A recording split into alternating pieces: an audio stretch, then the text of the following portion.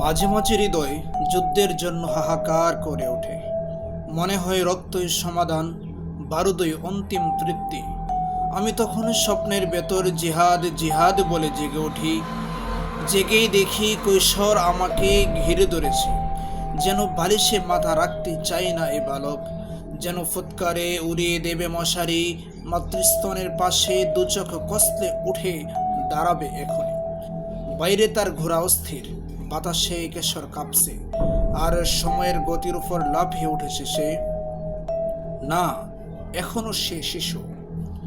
মা তাকে ছেলে বোলানো ছড়া শোনায়, বলে, বালিশে মাথা রাখো তো বেটা, শোনো বখতিয়ারের ঘোড়া আসছে। আসছে আমাদের সতের সোয়ারি, হাতে নাঙা তলোয়ার। মায়ের সরা গানে কৌতূহলী কান পাতে বালিশে, নিজের দিলের শব্দ বালিশের সিনার ভিতর। সে ভাবে সে শুনতে পাচ্ছে গোরধর। বলে, কে মা বখতিয়ার? আমি বখতিয়ারের ঘোড়া দেখব। মা পাখা ঘোরাতে ঘোরাতে হাসেন। আল্লাহর ছাপাই তিনি, দুঃখীদের রাজা। যেখানে আজান দিতে ভয় পান মোমেনেরা, আর মানুষ করে মানুষের পূজা, সেখানে আসেন তিনি। খিলজিদের বাদশা সাদা গোড়ার সোয়ারি। দেখো দেখো জালিম পালায় খিড়কি দিয়ে, দেখো দেখো।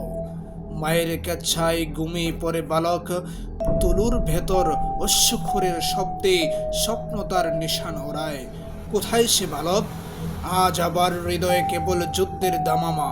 মনে হয় রক্তই ফয়সালা, বারুদই বিচারক, আর স্বপ্নের ভেতর জিহাদ জিহাদ বলে জেগে ওঠা। বখতিয়ারের ঘোড়া কবিতাটি আবৃত্তি করলাম।